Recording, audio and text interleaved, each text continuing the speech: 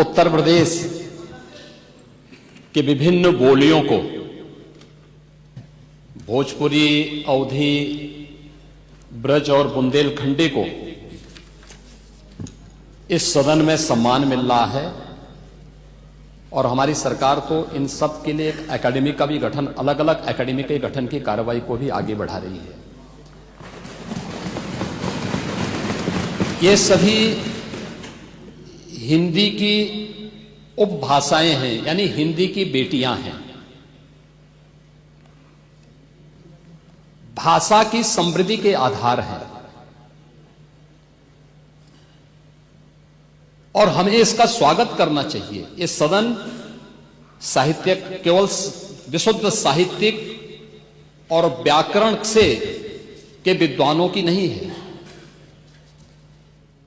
आम जन का प्रतिनिधित्व करने वाले माननीय सदस्य समाज के विभिन्न तबके से आए हैं।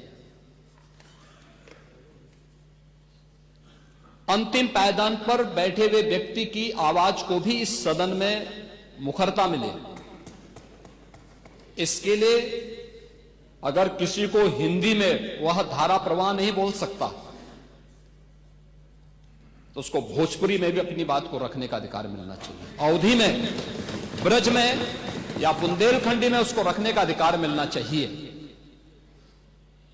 ये कौन सी बात हो गई कि भोजपुरी में ना बोले, अवधी में ना बोले, इसका विरोध अंग्रेजी का, बुंदेलखंडी में ना बोले और उर्दू क्या वकालत कर रहे हैं? ये बड़ी विचित्र बात है। आप मुझे बताइए, मैं इसीलिए कहता हूं कि आप समाजवादियों का चरित्र ही इतना दोहरा हो चुका है, इतना दोहरा हो चुका है कि अपने बच्चों को भेजेंगे इंग्लिश पब्लिक स्कूल में और दूसरों के बच्चों को बोलेंगे कि एक गांव के उस विद्यालय में पढ़े जहां संसाधन भी नहीं है। ये दोहरा आचरण और जाकी रही भावना जैसी प्रभु मूर्ति देखी तिन तैसी, यह तो आचरण आप लोगों का है। इसीलिए आपने कल भी भोजपुरी का विरोध किया, अवधी का विरोध किया, बुंदेलखंडी का विरोध किया और आप लोग अपने दैनिक जागरण में, दैनिक जीवन में इस प्रकार के आचरण के आदी हो चुके हैं। और इसलिए अध्यक्ष जी, इसका अभिनंदन हम लोग करते हैं और इन बोलियों को सम्मान मिलना चाहिए। इनके संरक्षण के लिए ही हमारी सरकार भोजपुरी एकेडमी का गठन कर रही है, अवधी एकेडमी का गठन कर रही है संत तुलसीदास जी के नाम पर। इसी के आधार पर ब्रज भाषा इतनी समृद्ध भाषा है। सूरदास जी ने अपनी सभी रचनाएं उसी भाषा में दी हैं।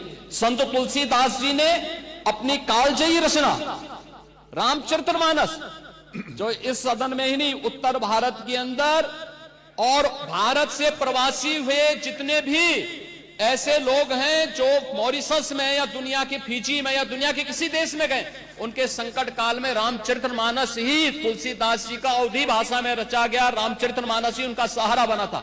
और आज जब उसको सम्मान मिल रहा है तो आप उसका विरोध कर रहे हैं। बड़ी विचित्र सी स्थिति है। आप हर अच्छे कार्य का समाज, आज के यही ढोंग है आप लोगों का, यही ढोंग है। हर अच्छे कार्य का आप विरोध करेंगे, हर अच्छे कार्य का आप विरोध करेंगे।